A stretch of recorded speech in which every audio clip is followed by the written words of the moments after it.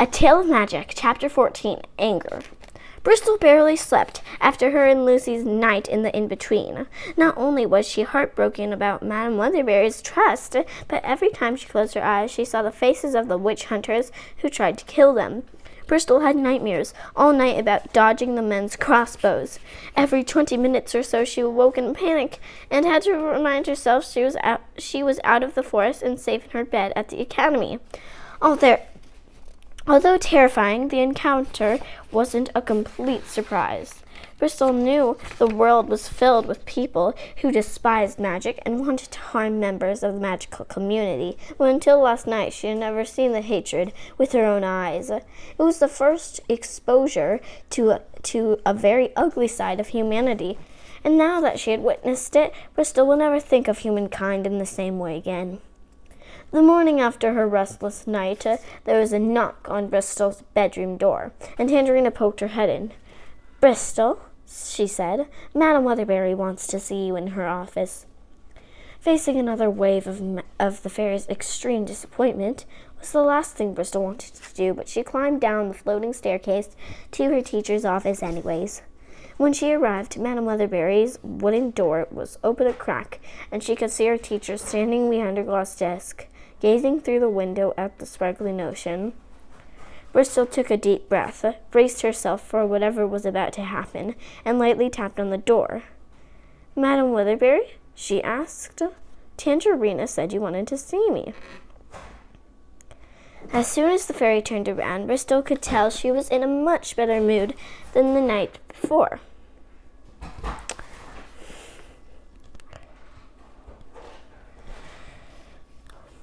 There were still bags under her eyes, her hair was still gray at the temples, and gloves still covered both her arms, but the teacher's cheerful spirit had returned. "Hello, dear," she said.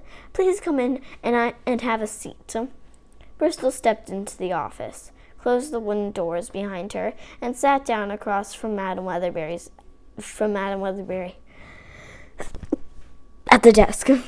"I owe you a very big apology," the fairy said. "I was utterly exhausted when I arrived last night, and I had completely overreacted when I saw you and Lucy outside the academy. Tangerina spoke to me this morning and said the entire ordeal was her fault. She said Lucy tried to run away after they exchanged some hurtful comments, and that you went into the forest to find Lucy. What you did was brave and selfless, and you didn't deserve such a harsh scolding. I hope you can forgive me." Bristol sighed with relief and sank into her chair. You have no idea how glad I am to hear that," she said. "Of course I forgive you, Madame Weatherbury. I imagine the last couple of days have been grueling for you. It must have been very difficult, visiting your sick friend. How is she doing?"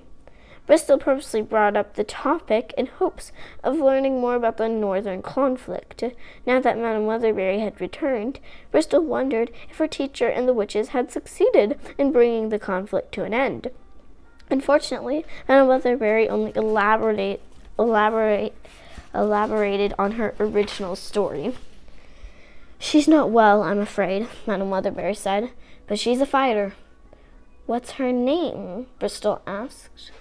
Madame Weatherbury went quiet, and Bristol assumed she needed time to make up a name for her fake friend. "It's Queenie," the fairy said.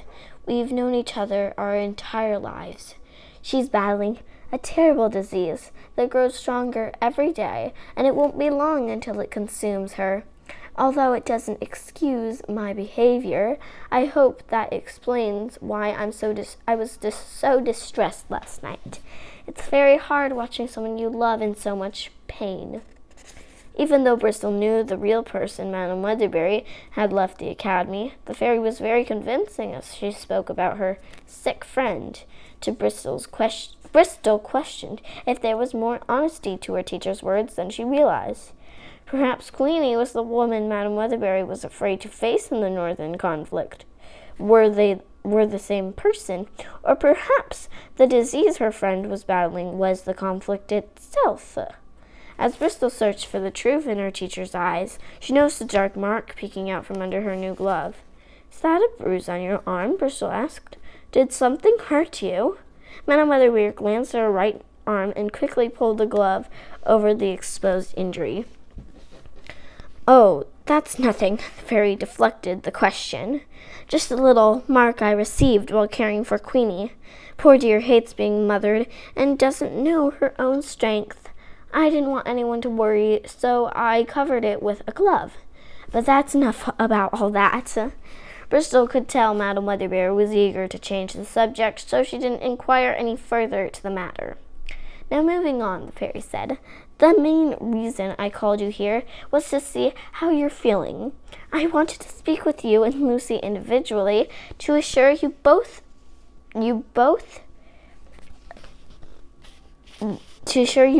that regardless of what lurks in the in-between, you're still very safe within the perimeters of this academy. Still, I'm sure last night's events were traumatic for you. It was a brutal dose of reality, Bristol said. I've always known the world hated people like us, but I never thought someone would actually try and hurt me.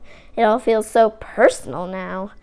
Everyone thinks they're immune to discrimination until it happens to them, Madame Weatherbeard said. It only takes one tragic event to change your perspective forever. Bristol nodded. Last night, those men spoke to us like we were objects without feelings or souls. We pleaded for our lives and told them they were making a mistake, and they didn't even flinch.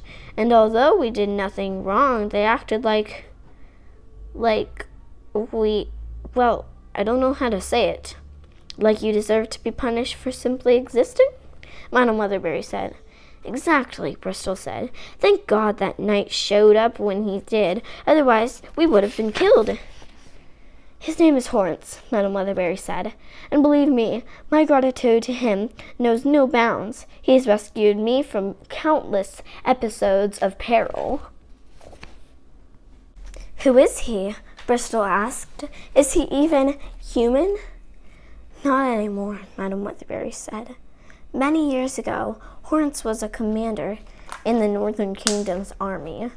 Along his travels, Hortense had the misfortune of falling in love with a witch. The witch used to own the witch used to own a great deal of land in this area, including the grounds that our academy was built on. Naturally, such a relationship was forbidden, so for over a decade, Hortense and the witch carried on a secret affair. When Hortense's soldiers discovered the relationship, the men betrayed their commander. They burned Hortense at the stake and forced the witch to watch it happen. That's terrible, Bristol said. As you can imagine, the witch was devastated, Madame Weatherbeard continued. To ease her broken heart, the witch conjured one of the darkest spells in witchcraft to bring Hortense back to life. However, there are certain spells that are so ghastly they should never be performed, and the witch died in the process. Hortense returned to life as a dark and unnatural being, a shell of the man he once was. Now he's doomed to roam the witch's property for eternity, and he spends his time saving others from suffering an untimely demise like his own. The tragic story made Bristol so angry her eyes welled. They just wanted to be together, she said. Why did humankind have to tear them apart?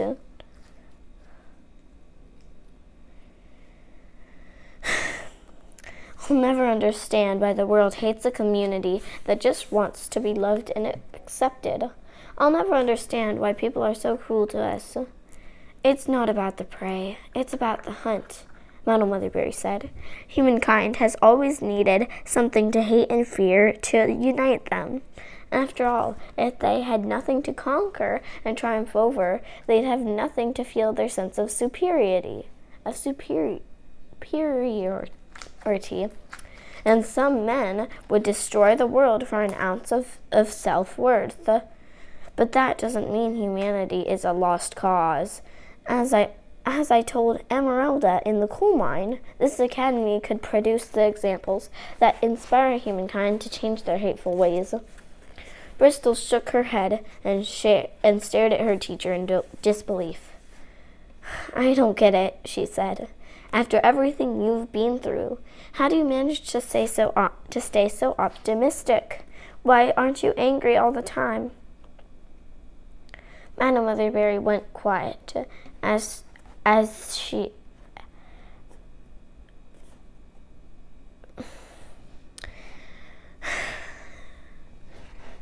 because we're the lucky ones, she said. To fight for love and acceptance is to know love and acceptance, and anyone who actively tries to steal these qualities from others is admitting they'll never know love at all. The people who want to hate and hurt us are so deprived of compassion they believe the only way to fill the voids in their hearts is to create voids in the hearts of others. So I render them powerless by refusing to accept their voids.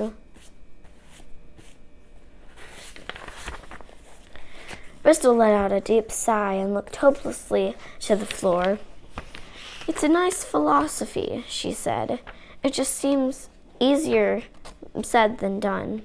Madam Leatherberry reached across her desk and squeezed Bristol's hand. We must pity the people we choose to hate, Bristol, she said. Who choose to hate, Bristol, she said. Their lives will never be as meaningful as the lives filled with love. Tensions between Lucy and Tangerina were at a record high. The girls spent all morning exchanging dirty looks without saying a word to each other, as if they were playing a vindictive game of catch.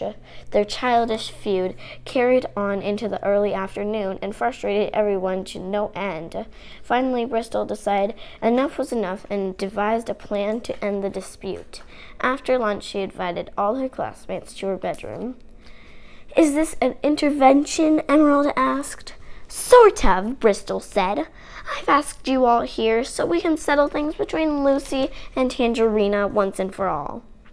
Good luck, Skylene said. You're more likely to settle things between a squid and a whale. Bristol ignored the remark and stuck to her plan. As everyone knows, Lucy has been struggling with her magic, she said. Due to the strange and peculiar ways her abilities manifest. There is a possibility that Lucy is a witch because of this. Lucy has lost all self-confidence, and Tangerina has gone out of her way to make Lucy feel like she doesn't belong at our academy. It appears there will be no more peace for anyone until we have an answer. So we're going to prove whether Lucy is a fairy or a witch right now. Everyone went stiff and nervously glanced at Lucy. How are we going to prove that? Xanthus asked. The same way I discovered my own magical abilities, Bristol said. We're going to have Lucy recite an incantation for witchcraft and an incantation for magic and see which one her powers respond to. Bristol searched her bookshelves and retrieved her copy of Madam Leatherberry's The Truth About Magic. She opened the book to the page with the first incantation. And handed it to Lucy, but her friend didn't accept it. Lucy looked down at the text and gulped in fear, like it contained the results of a serious medical examination. I don't think I should do this, she said. Maybe not knowing is the better option. Lucy, you're going to find out eventually, Bristol said. The sooner we know, the sooner we can plan for it. Now read the text aloud so the rest of us can go on with our lives. With shaky hands, Lucy took the book from Bristol, set it on the floor, and knelt beside it. She paused for a deep couple of seconds to build up courage, then let out a deep breath and reluctantly recited the ancient incantation for witchcraft. All her classmates stepped closer and hovered over while she read. Akun ak un aknun, akel en nama, Talmoon, Talmoon, Actel, Ak Aman. As soon as she was finished, Lucy covered her eyes with both hands in anticipation of something dreadful occurring. The others were also convinced the incantation would work, and they anxiously looked around the room, but nothing happened. They waited for 5 whole minutes, but Bristol's bedroom remained exactly the same. It must be terrible if you're all being this quiet, Lucy exclaimed. Did all of Bristol's books turn into killer crabs? Did Skylane turn into steam? Did Xanthus turn inside out? Did Emeralda disappear? Did Tangerina multiply? Just tell me already. Lucy, everything is fine, Bristol said. Nothing happened. Lucy didn't believe her and peeked through her fingers to see for herself. She was shocked to find that nothing foul or grotesque had appeared or taken place. This can't be right, she said. Are you sure this incantation works? Maybe there's a typo. Read the next one to be sure, Bristol said. Lucy turned to the book to the next page and read the ancient incantation for magic. El sun elk nun akel enama del moon actel aknaman. When nothing had happened for a second time, Bristol could feel her classmates starting to doubt the incantations and the truth about magic. However, after a few moments, everyone looked around the bedroom in amazement. Slowly but surely, thousands and thousands of weeds started growing out of Bristol's bookshelves and then quickly spread across the floor and ceiling. Holy plot twist, Lucy said to herself. I'm a frickin' fairy? Everyone was floored by the discovery, but no one was more astonished than Lucy herself. She kept rubbing her eyes to make sure they weren't playing tricks on her, but the weeds did not disappear. Bristol beamed at her friend with a proud smile. Congratulations, Lucy and Tangerina. You're both wrong, Bristol said. Now that we have confirmed that, we're all on the same team. Do either of you have anything you'd like to say to each other? To Tangerina's surprise,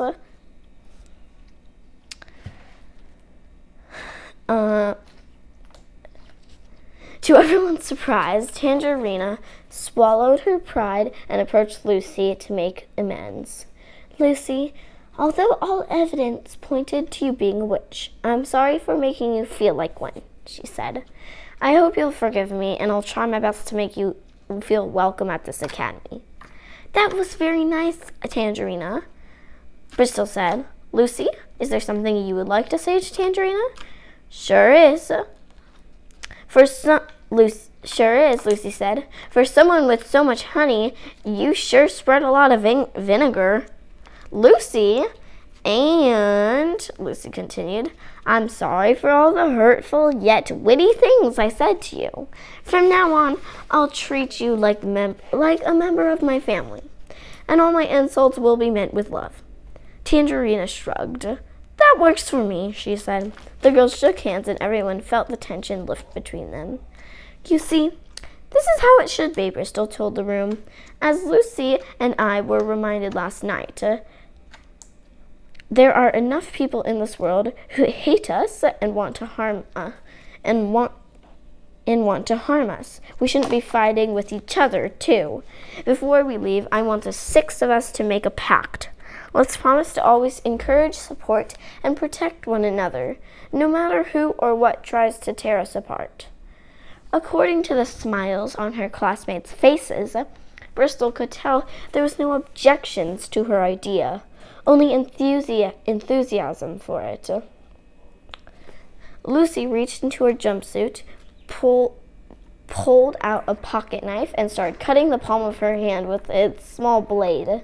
The sight of her blood made the others scream. Oh my God, Lucy! Tangerina yelled. What the heck are you doing? What? Lucy asked innocently. We're not making a blood pact? A verbal pact is good enough for me, Bristol said. Oh, sorry, Lucy said. I misinterpreted that one. Back to you, Bristol.